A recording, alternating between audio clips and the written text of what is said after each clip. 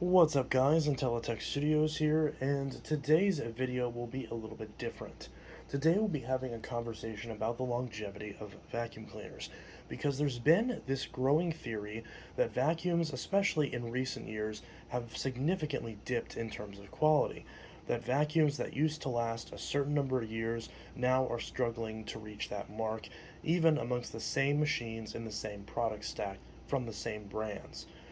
Now, this theory has been kind of building and building over the last 10, 20, 30 years, and I've noticed that every few years it tends to come back up, especially as new models of a machine drop. Like, for example, this brand new Bissell PowerForce Helix that is an updated version of the previous version that came out back in 2016. This is the third generation of that version, and the fact that we have yet another refresh has sparked this conversation back in the mainstream yet again, because this topic always comes up. Now, it comes up with a lot of other appliances as well, and I actually think the answer to this topic is different depending on what appliance you talk about. When it comes to washers and dryers, when it comes to cars, when it comes to other different pieces of technology like cell phones, laptops, etc., there are definitely different answers and different circumstances that lead to different shifts in how the industry tends to trend. When it comes to vacuums, it's a bit of a different story compared to a lot of those other examples. So we're going to focus on the vacuum portion. After all, this is a vacuum channel, and you see a lot of vacuums in front of you. And it is worth noting that even though I will be referencing and pointing to some of these machines, this entire video can mostly be consumed, in fact, pretty much entirely consumed in audio form. So while you do see stuff on the video, I'm not going to be running a lot of these machines or anything like that. So if you're doing something else, if you're doing dishes, if you're cleaning up your house, etc., treat this as a podcast, put it in the background, and we'll just go ahead and chat about this for a little bit. So, starting off, the general consensus of where this conversation actually came from is kind of up in the air, because every few generations of people and of vacuums as well, this topic tends to come back up.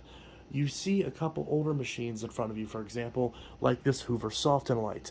This particular machine was one of the lowest end machines in Hoover's lineup as part of their Elite series from back in the 90s. This particular example was one of the last generations of Elites that they made in the very late 90s and very, very early 2000s. This particular machine retailed for around $100, and you could often find these on sale for about $79. And there were multiple versions of these. There were versions that were a couple bucks cheaper at a different store, that had a slightly different colored hose, or had no headlight, or had some other, maybe a foot shorter cord, etc. But they're all basically the same in terms of generations, in terms of overall SKUs. This particular version would have been found around the $100 price range. Now, it's worth noting that at a similar time this machine was out, this machine came out, the Bissell PowerForce. Now, this is a slightly later model from the very first one that came out, but it's significantly much older than the newer ones you see these days. This one's from 2005. These machines came out in 2002.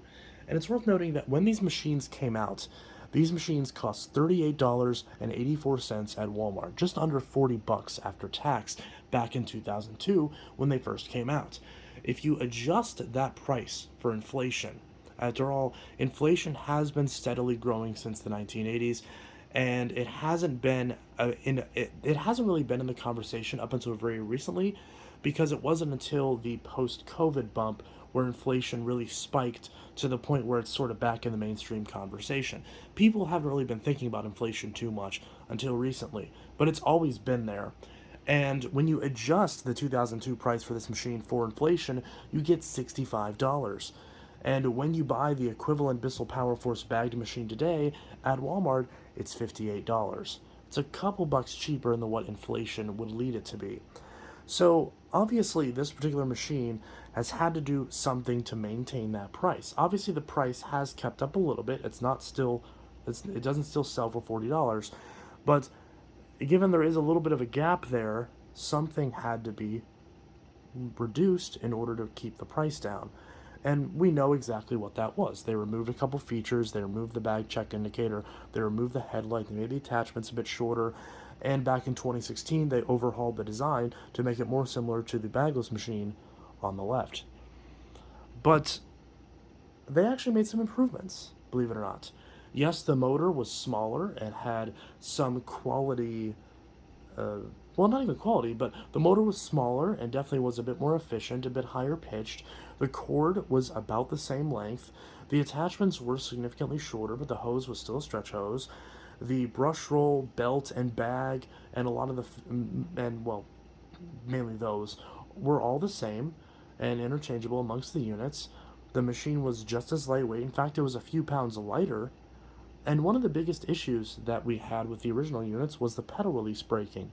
That was fixed on the new units. So then, what exactly went bad with the new units? And what exactly makes them worse than the equivalent older machines? Well, there are a there are well, that's a good question. Because I've seen a lot of these power forces get thrown away, and generally speaking, I don't see a lot of major damage. Very rarely do I see an actual break anywhere on the unit. The pedal release, never seen it fail yet. The main reasons why I see them get thrown out is for the same reason that a lot of vacuums are thrown out: broken belts, melted brush roll end caps, which Bissells are notorious for, clogs in the main hose or unit assembly, or they sucked up water and completely destroyed the motor. But if you notice a trend with these, none of these specific reasons as to why a machine is often discarded are ever things you would occur in normal, proper usage. If you change the belt every 6 months, change the bag when it gets full, and make sure the brush is free of any hair, then you're not going to have these problems. And in fact, with the Hoovers, these Hoover Elites, it's a very similar story. The only difference is that with these Hoover Elites, these are direct air machines, not a bypass machine, so you also have to worry about sucking up anything hard like coins, rocks, pebbles, nails that can damage the fan. So, why is it that these machines are often regarded as being built so much worse? Because after all, these Hoovers were thrown away a lot back in the day. We just don't tend to think about it because obviously the ones that survived were the ones that were treated at least nicely enough. Same with these Phantoms. Same with a lot of other machines. But nobody in the industry ever tends to talk about this. And I'll touch a little bit more in depth on this exact nugget of this topic later on. But it's part of why this topic gets brought up a lot, because people will often see a machine that was very clearly abused and say that the machine was built like crap, or that that's cheap garbage, and that it's the reason why this brand sucks and why you shouldn't buy it. But then on the opposite token, when a Sibo or a Mila or another premium machine comes in, a machine that the particular person mentioning it likes, they'll be quick to point out that the user was negligent, that they were not using the machine properly, that they were not using proper maintenance techniques, and that they were not, well, RTFM. They were not reading the owner's manual to make sure that they were using the machine properly. But for some reason, that pass is always given to machines that are $1,000 or $500, as you see on the very far right with this Dyson, but not machines that are $100 or machines that are $50. And it's quite strange, because while there are definitely machines that are made nowadays that are not worth the money, that are built really poorly, where parts aren't available, and I don't recommend them, there are definitely machines that fit that category. In fact, a lot of them fit that category. But at the same time, the vast majority of people, as much as we don't like to admit it, will often run the machine without cleaning the filters. They will often never change the belt. They will often never clean off the brush roller. They will not watch what they're picking up. And they will just use the machine and use it and use it and use it and use it and use it, use it, put it away, use it, put it away, not put any maintenance to it. And then when it inevitably croaks 2.5 years later after they bought it, they'll throw it away and buy another similar inexpensive machine. Usually inexpensive. Because generally, the people that are going to keep their machine, or I should say, the people that generally buy the more expensive machines, are at least somewhat in the category of wanting to take care of it. Generally, there is a lot of overlap, but there is definitely a little bit of more people when they buy a Dyson or a Sibo or a Miele that will generally treat it more nicely than someone buying a Bissell, a Hoover, a Dirt Devil, or a Shark. So that is the main problem. It's not that vacuums are just built so much worse, and that's why they're failing so quickly. It's because consumer habits have been the same for the last 2 decades, if not 3 decades. And the manufacturers are finally just giving up and not bothering to cater to the minority. Us as vacuum collectors and us as repair technicians, we want parts to be available for all these machines. We want these machines to be made domestically so parts are easy to get and these machines are built right in our hometowns so that way there's some pride to manufacturing and they're not built out of some other country that is on the other side of the world and therefore isn't as much connect there is a very big disconnect between the manufacturing process and the finished product. This Hoover was built in North Canton, Ohio. A lot of the Eurekas that I have were built right here, like just a few minutes away in Bloomington, Illinois. And not minutes, hours, but you get the idea. And a lot of that is just gone. But at the same time, the vast majority of consumers are just going to end up throwing away the product. They're not going to bother repairing it. Vacuum stores are not as common as they used to be because the vast majority of people, as much as your friend who runs a boutique vacuum shop that deals Sibo, Miele, and Central Vacs would like you to believe differently, that's a very, very slim minority of the market. And it's not representative of the vast majority of consumers. The vast majority of consumers are going to buy their vacuum at Walmart, maybe at Target, maybe at Home Depot or Kohl's or some other place. Generally the same place they get their groceries, if applicable.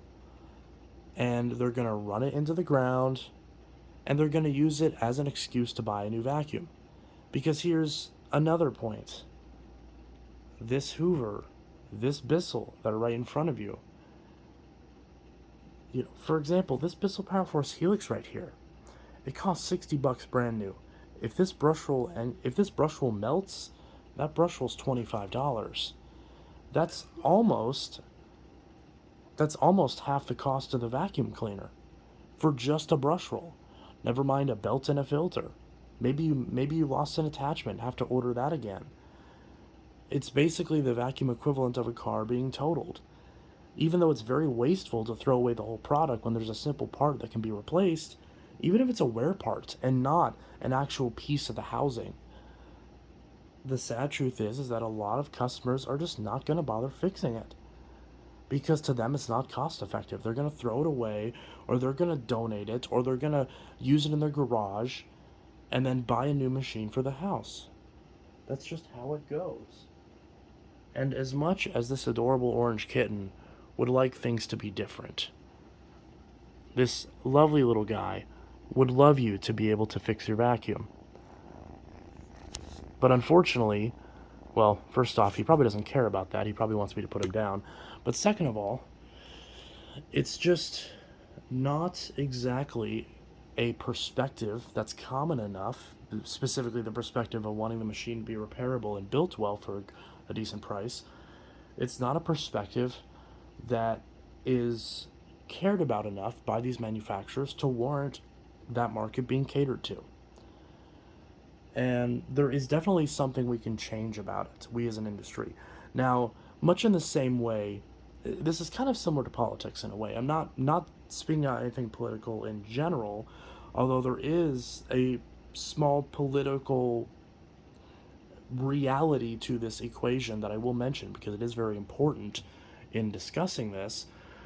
But there's the fact that, in the same way that, you know, simply voting once is not going to change the world, but if you put a lot of actual effort into trying to change the landscape, then and then you have a lot of people by your side, that can change the way that the world is viewed.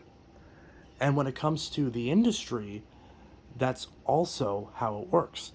We, as simple technicians, cannot sway the entire industry because the industry has proven that they will spit in our faces and they will shove us to the side as they do not give a crap. But, hi, why are you meowing? What's wrong, baby? Aww. I guess I'll have to hold him. And so, what really happens is we have to show people that these machines are worth repairing, and that we need to show people, or at least attempt to make the argument, that the environmental impact of so much wasted plastic is just not worth it when you could very easily repair a machine. But you want to know why that argument's probably not going to land? Because people just don't get paid enough to care. And that's quite literal. Again, not to get political, but there's a lot of data on this. Wages in the United States, general, both minimum wages and average wages, have been stagnant since the 1980s, as inflation has risen over the last several decades, and especially spiked up recently. People aren't making as much money in regards when you compare it to inflation as they used to, even at similar or the same jobs. And as a result of that, even if nominally the prices of things haven't moved a lot, they have less money to spend. Or, here's the flip side of that, they have to work so often that spending time to fix their vacuum is not worth their time. They have to worry about making sure their dryer vent is clean. They have to worry about making sure the oil on their car is changed and that their brake pads are good because they need to actually get to their job. But their vacuum cleaner? They're not concerned about their vacuum cleaner. They have way more important things to deal with. During the very brief time that they can even be home. Sir, I'm trying to finish this video. I keep getting interrupted in this video. Oh.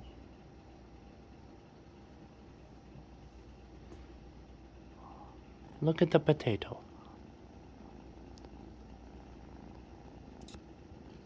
Potato.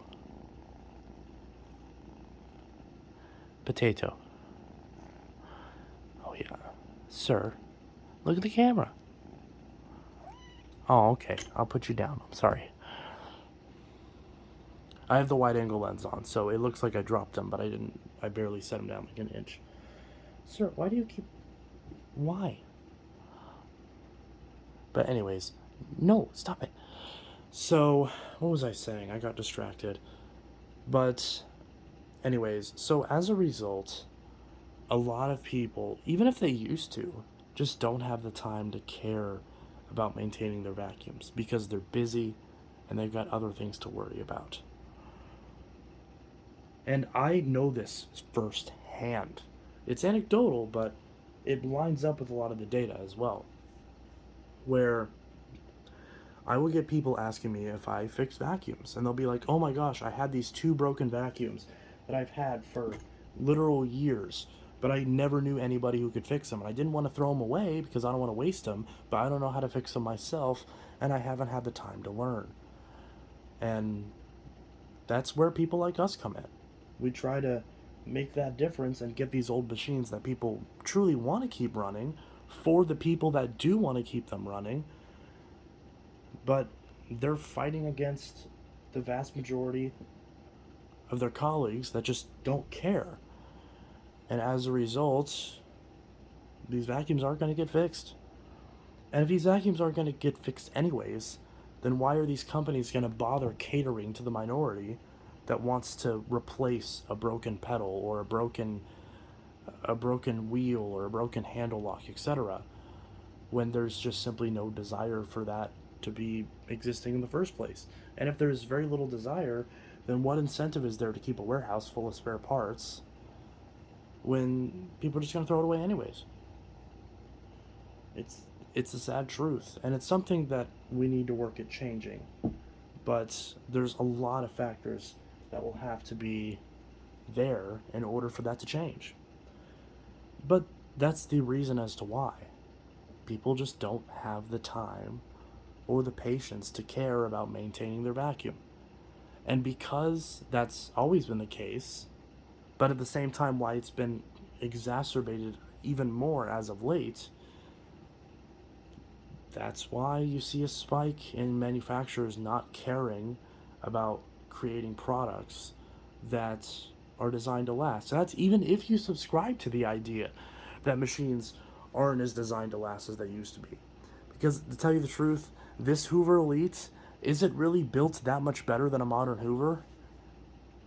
It's really not. In some ways it's worse, in some ways it's better. It's very mixed. Same story with these two Bissells. So, for most things, there really isn't much of a difference. But any difference that is there in terms of build quality and longevity can be attributed to a change in the general market. And there's no use complaining about it and moping about it unless we're actually going to try to fix it and provide more resources to the best of our abilities so people can fix their machines. Because here's the biggest thing: complaining about a machine being disposable, and then the second it rolls into your shop, throwing it away and putting no effort into fixing it yourself, means you are part of the problem. Whether you want to admit it or not, you're part of the problem.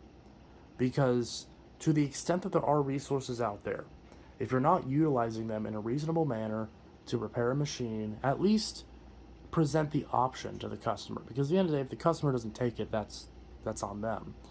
But if you don't even present them the option and tell them the truth about what the benefits and the drawbacks are in terms of cost and in terms of investment, then you're doing your customers a disservice. And I'd like to think that most people are doing that, but I'm sure there's some that are probably withholding some information because it might be more convenient for them to sell you a new machine than to fix your old one. All while complaining about machines not being repairable when they were the ones that contributed to the last machine being wasted. And at the end of the day, all of those factors combined that I just mentioned are a big reason as to why there's a perception out there that vacuums are not built the way as good as they used to. And the biggest part about whether or not you agree with that, why they're not repairable to begin with, why parts aren't available, why schematics aren't available, and why general ways to repair a machine are just in some ways no longer cost effective. That's why. Because the market spoke and the market said that they do not care. And the best we can do to fix that is to make the argument for the opposite and do our best to change the narrative to make sure these companies don't have the ability to keep producing disposable garbage and selling customers e-waste. But anyways, that's all for today. This is Intellitech Studios signing out. I'll see you guys in the next video. Let me know your thoughts in the comments below on this subject. Let me know your perspective, what you think. Do you disagree with anything I said? And if so, why? And I'll see you guys in the next video. I hope you all have a good one. Peace.